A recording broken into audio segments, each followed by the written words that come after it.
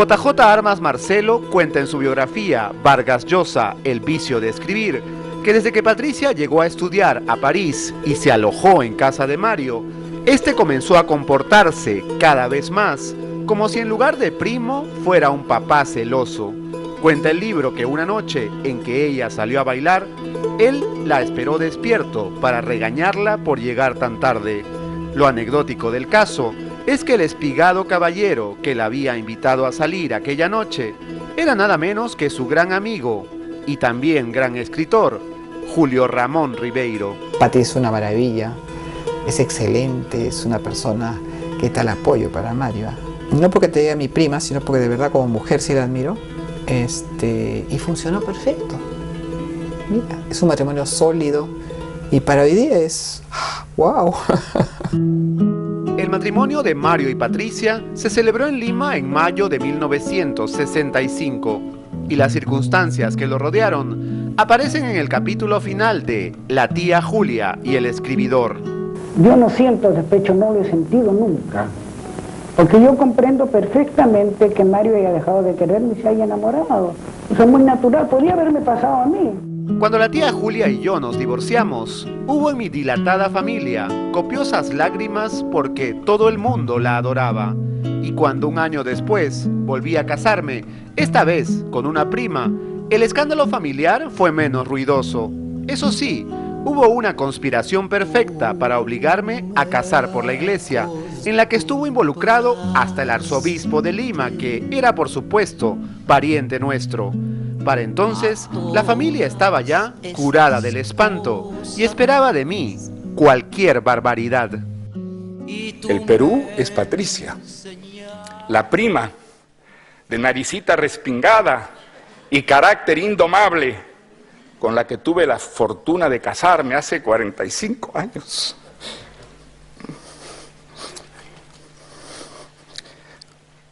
Y que todavía soporta las manías, neurosis y rabietas que me ayudan a escribir. Sin ella, mi vida se hubiera disuelto hace tiempo en un torbellino caótico y no hubieran nacido Álvaro, Gonzalo, Morgana, ni los 6 nietos que nos prolongan y alegran la existencia. Ella hace todo, y todo lo hace bien. Resuelve los problemas, administra la economía, pone orden en el caos, mantiene a raya a los periodistas y a los intrusos, defiende mi tiempo, decide las citas y los viajes, hace y deshace las maletas y es tan generosa que hasta cuando cree que me riñe, me hace el mejor de los elogios. Mario, para lo único que tú sirves es para escribir.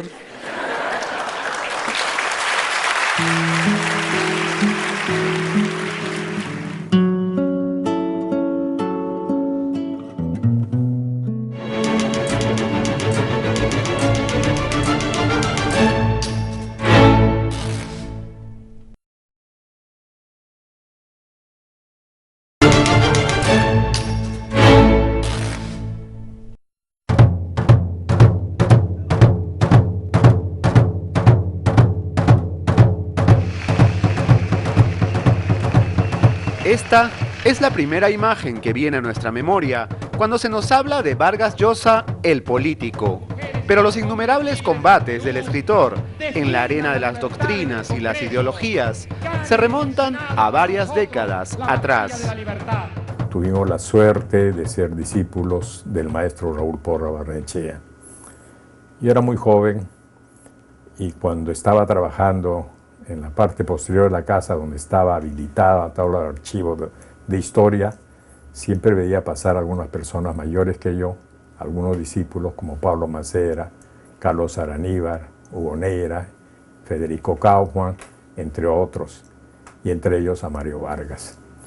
Mario era muy querido por el maestro Porras y de esa manera todos aquellos que de alguna u otra manera fuimos discípulos y hasta podemos decir, como él decía, amigos del maestro Porras, mantenemos una especie de amistad.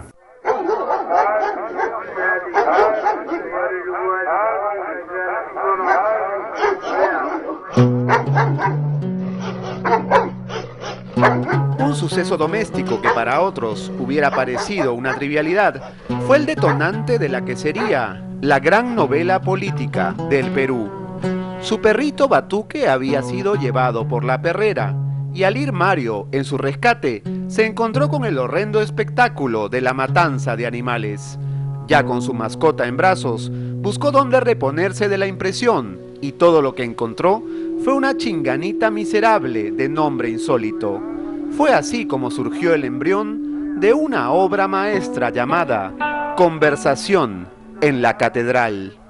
Tú guardas dentro de los innumerables souvenirs de tu vida periodística el número, la edición de 7 días donde apareció esta gran entrevista a Mario con ocasión de la publicación de Conversación en la Catedral. Vargas Llosa estaba de vuelta en Lima y traía como novedad pues una nueva novela que iba a publicarse en esos entonces. Y al terminar la entrevista le dije: Mario, me gustaría tomarte una foto ahí en la catedral.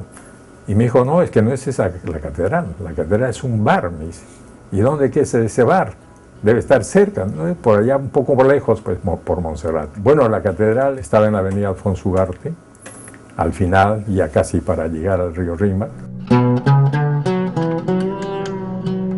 Con la opresiva atmósfera de la dictadura de Odría como telón y el Sambo Ambrosio, dos peruanos de diferente clase social, se sientan a conversar y en esa sencilla charla de bar llevan a cabo la más implacable disección de la sociedad peruana.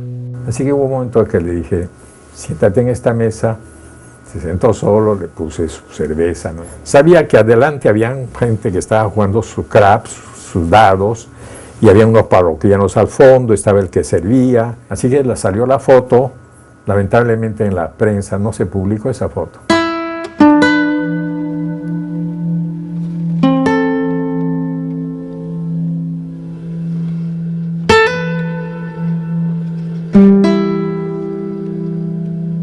Conversación en la Catedral, que yo leí siendo un adolescente cuando recién salió, me hizo comprender cómo eran mis padres, cómo funcionaba esta clase social, cómo se relacionaba con otra clase social. En esta entrevista, publicada en julio de 1969 en el suplemento 7 días de la prensa, Vargas Llosa opinaba que la reforma agraria de Velasco era un paso adelante, que el socialismo era necesario y que el mundo semifrívolo, semi-snob, semitonto de Miraflores era algo que para él siempre había representado lo peor del Perú. Él tiene, digamos, un rechazo moral frente a la dictadura, pero también tiene un rechazo visceral. Evidentemente todo eso viene, bueno, de la relación con su padre y también de haber crecido en un régimen autoritario como el del general Odría, ¿no? Si de todas mis novelas tuviera que salvar una sola del fuego, sería esta, dijo Mario sobre este libro, que continúa marcando la vida de varias generaciones de peruanos. La aciaga pregunta de Zabalita nos sigue retumbando en los oídos todavía. ¿En qué momento se había jodido el Perú? Ahí hay todo lo de esa frase es muy mala. Cuando sé, o sea, eso ocurrió, el sé es distante, es tercera persona, porque una persona sí se puede joder, pero un país no, pues. Porque los países no son personas. Y entonces no podemos decir que algo, un país colectivamente, en tal momento se murió, se malogró, se echó a perder para siempre. Es una barbaridad. Queridos compatriotas, la democracia que restablecimos en 1980 se halla en peligro. Invito a todos los peruanos, hombres y mujeres independientes o militantes de partidos democráticos, a protestar contra la amenaza totalitaria. Acompáñenme en nombre de la libertad en este encuentro cívico el viernes 21 en la Plaza San Martín. Mejor en nuestras manos está todas las voces a una sola voz. Sí. Pero fue precisamente la secreta certeza de que el Perú no se había jodido lo que impulsó a Mario a comprometerse en la política desde siempre. Movilización en favor de la libertad. La evolución ideológica de Mario está muy clara. Mario la ha explicado, que ha contado también de una manera un poco hilarante, con gran simpatía, que don Isaac Humala, el padre de Ollanta Humala, tuvo una relación con él en la célula Cahuí del Partido Comunista en San Marcos, de manera que él tiene una amistad con don Isaac Humala. Entramos a la Juventud Comunista, que era una señal de rebeldía, porque digamos, lo normal era no hacer política, había unas corrientes muy tranquilas, liberales, de derecho. Preferimos lo más extremista que había en ese momento. Recuerdo concretamente una pregunta como esta. Alguien se para en el Paraninfo de la Facultad de Medicina de San Marcos, ¿no?, a preguntarle por qué, en lugar, si era un partidario de la revolución, si era consciente de la injusticia social, ¿por qué en lugar de escribir novelitas no cogía un fusil y se iba al monte? Aunque ahora parezca difícil de creer, las ideas comunistas y el carácter desafiante del universitario Vargas Llosa lo hicieron acreedor al gracioso apelativo de El Sartrecillo Valiente, pues sus amigos veían en él a un émulo criollo de Jean-Paul Sartre. Nadie hubiera presagiado entonces que, algunas décadas después, en 1987, estaría encabezando un gigantesco mitin para protestar contra la estatización de los bancos, una medida radical que el joven Varguita, sin duda, habría aplaudido emocionado. ¡Viva la libertad! ¡Viva Piura! ¡Viva el Perú!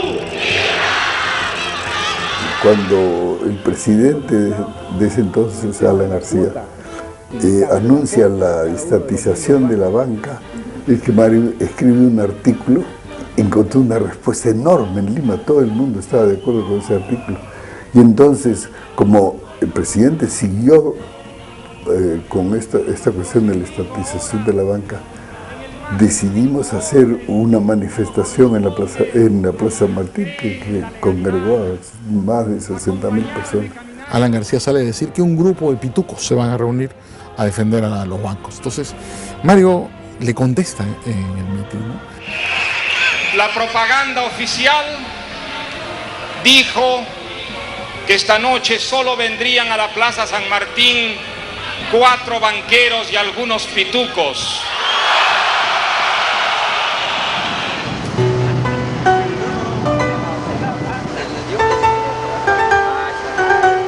Solo sus más íntimos amigos saben de las tribulaciones que el novelista tuvo que padecer frente a la tremenda encrucijada de si debía o no involucrarse en la política de su país. Un año antes de la candidatura formal, me acuerdo que hicimos un viaje a Máncora.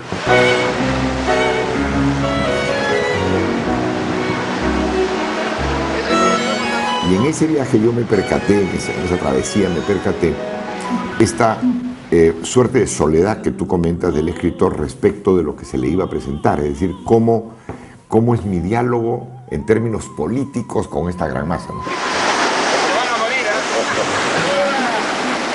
Y nos reunimos en Punta Sal. Oye, Mario, le dije, tienes que decidirte, no puedes seguir opinando. Ya has opinado sobre la estación de las bancas, hemos tenido movimientos de este tipo.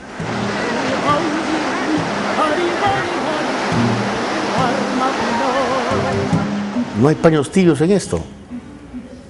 No, Richard, yo no sirvo para eso. ¿Cómo voy a salir para eso? A ver, Paco, para filmar esto. Qué horror, por Dios. Que no se enrede la cosa. Ve, Mario, le dije. Si tú te decides hacerlo, va a ser muy bien. Pero tienes que decidirte. Lo mismo le digo yo, dice Patricia. No, Mario, le dije, ¿qué cosa? Bueno, pues ya, ok, ya voy. Ok, le dije.